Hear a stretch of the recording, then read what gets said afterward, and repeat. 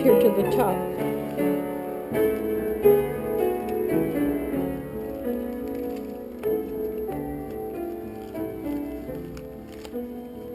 I have to bend them all over the top one.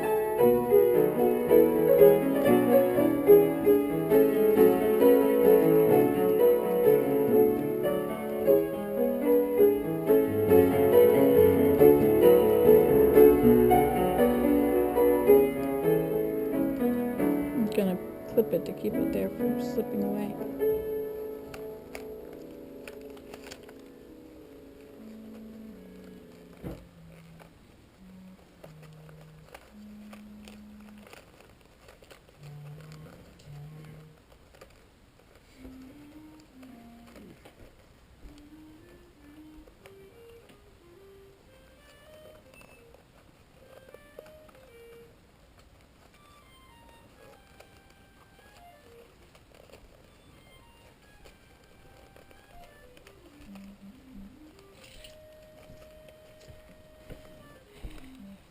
Good popcorn, eh, Willem? Mm-hmm.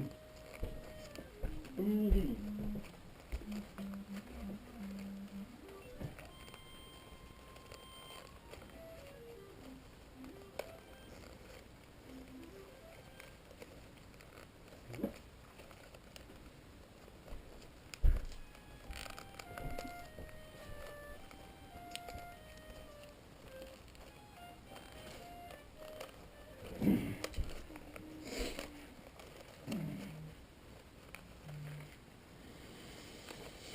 Okay, I bent them all over.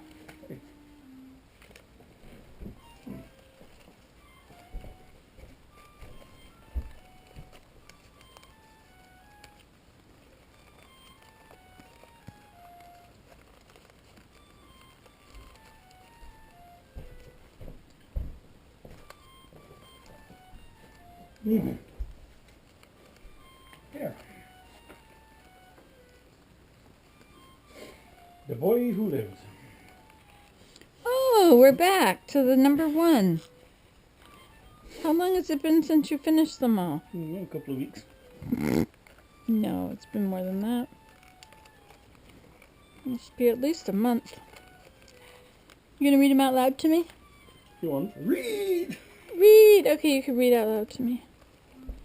I will. Chapter 1, The Boy Who Lived. Mr. and Mrs. Dursley of number 4 Critter Drive were proud to say they were perfectly normal. Thank you very much. Yeah, I remember that right. Hey, what's going on out there?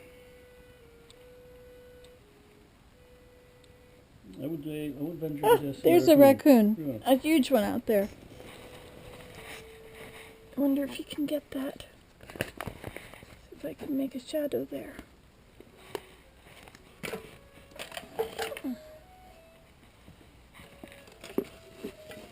They were the last people you'd be expected to be involved in anything strange or mysterious, because they just didn't hold with such nonsense.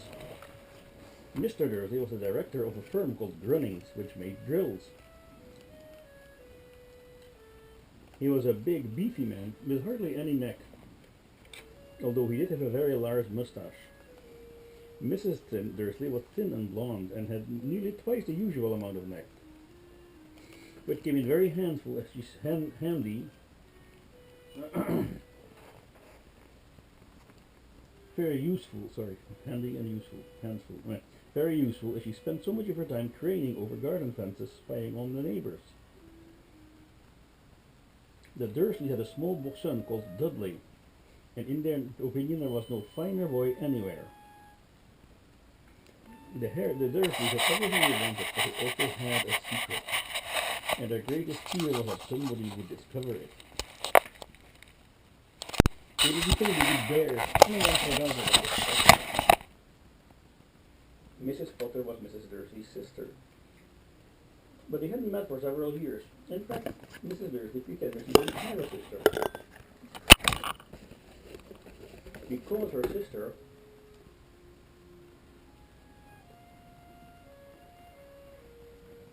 and her good-for-nothing husband were as un-Dursley as it was possible to be.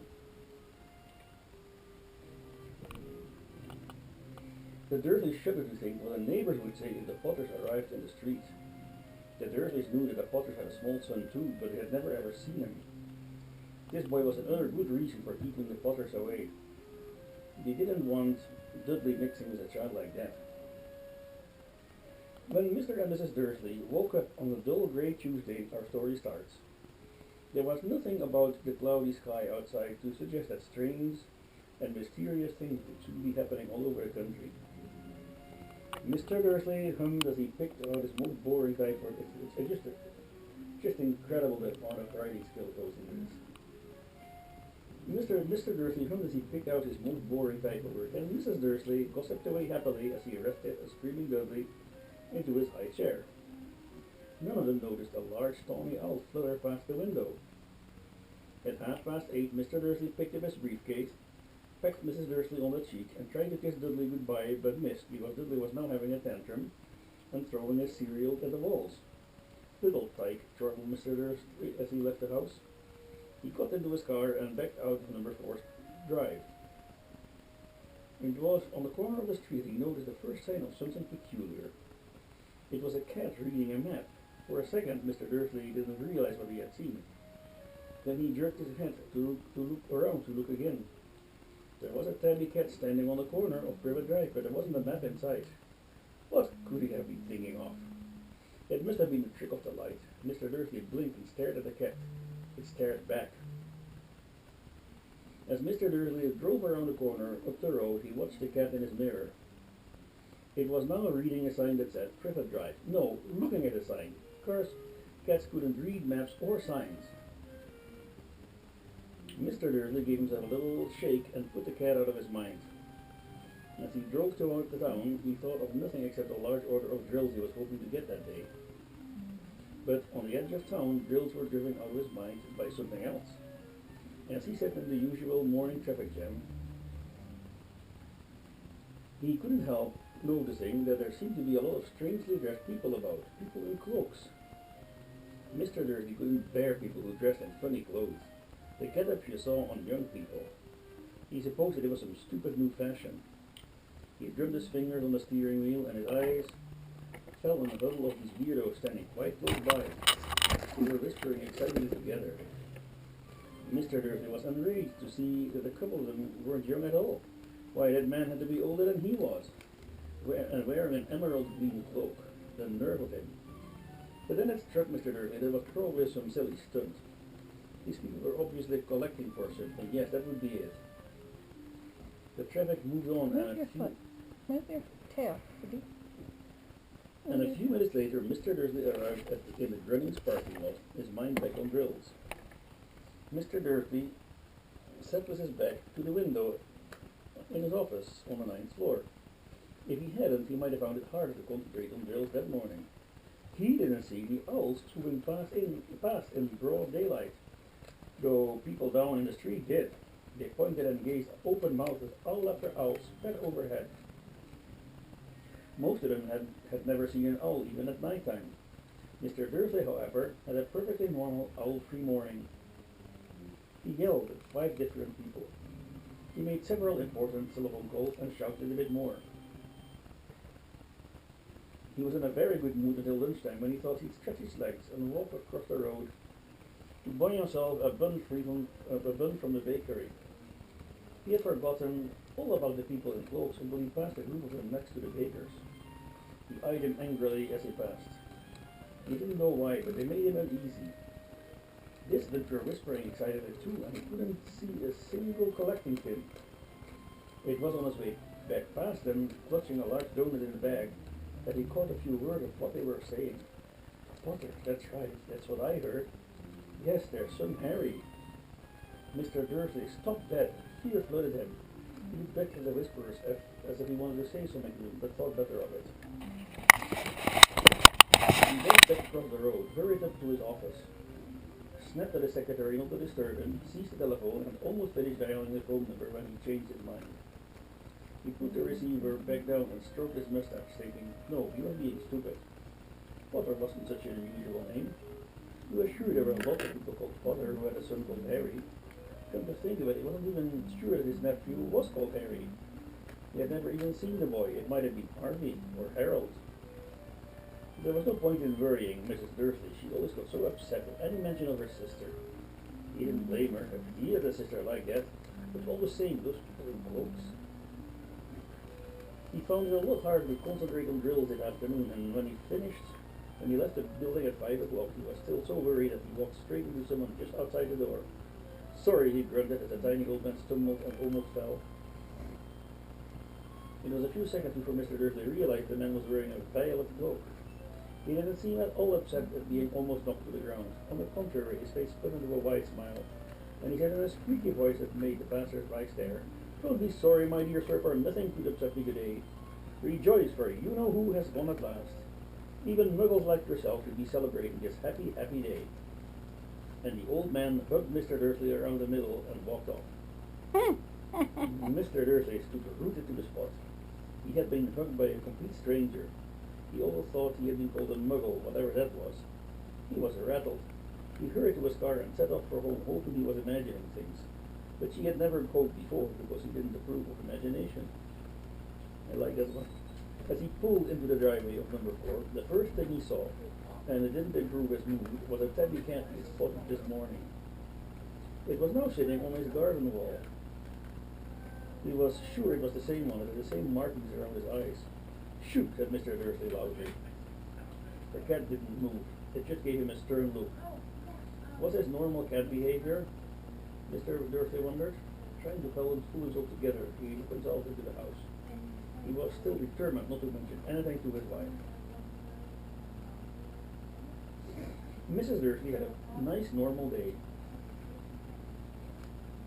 She told him over dinner all about Mrs. Next Door's problem with her daughter, and how Dudley had learned a new word, won't. Mr. Dursley tried to act normally. When Dudley had been put to bed, he went into the living room in time to catch the last report on the evening news. And finally, bird watchers everywhere have reported that the nation's owl had been behaving very unusual today. Although owls normally hunt at night and are hardly ever seen in daylight, there have been hundreds of sightings of these birds flying in every direction since sunrise. Experts are unable to explain why the owls have suddenly changed their sleeping pattern. The newscaster allowed himself a grin. "Most mysterious. And now over to Jim McGuffin with the weather. Going to any more showers of owl tonight, Jim?" "Well, Dad," said the weatherman, "I don't know about that, but it's not only the owls that have been acting awfully today. Viewers as far as Kent, Yorkshire and Dundee have been phoning in to tell me that instead of rain I promised yesterday, they've had a downpour of shooting stars. Perhaps people have been celebrating bonfire night early. It's not till next week, folks, but I can promise a wet night tonight." Mr. Dursley sat frozen in his armchair. Shooting stars all over Britain, owls flying by daylight, mysterious people in cloaks all over the place, and a whisper about the Potters. Mrs. Dursley came into the living room carrying 2 cups of tea. It was no good. He had to say something to her. He cleared his throat nervously. "Petunia, dear, you haven't heard from your sister lately, have you?" As he had expected, Mrs. Dursley looked shocked and angry. After all, they normally pretend that she didn't have a sister. "No," she said sharply. "Why?" "Funny stuff on the news," Mr. Dursley remembers. "Owls, shooting stars. And there were a lot of funny-looking people in town today." "So?" said Mrs. Dursley. "Well, I just thought maybe it was something to do with, her crowd." Mrs. Dursley's secretary pursed lips. Mr. Dursley wondered whether he dared tell her he'd heard the name Potter. He decided he didn't dare. Instead, he said as casually as to their son. "He'd be about Dudley's age now, would he?" "I suppose so," said Mrs. Dursley stiffly. "What's his name again? Howard, isn't it?" "Harry. Nasty common name, if you ask me." "Oh, yes," said Mrs. Dursley, his heart sinking horribly. "Yes, I quite agree." He didn't say another word on the subject as they went upstairs to bed. While Mrs. Dursley was in the bathroom, Mr. Dursley crept to the bedroom window and peered down to the front garden. The cat was still there. It was staring down Privet Drive, as though it were waiting for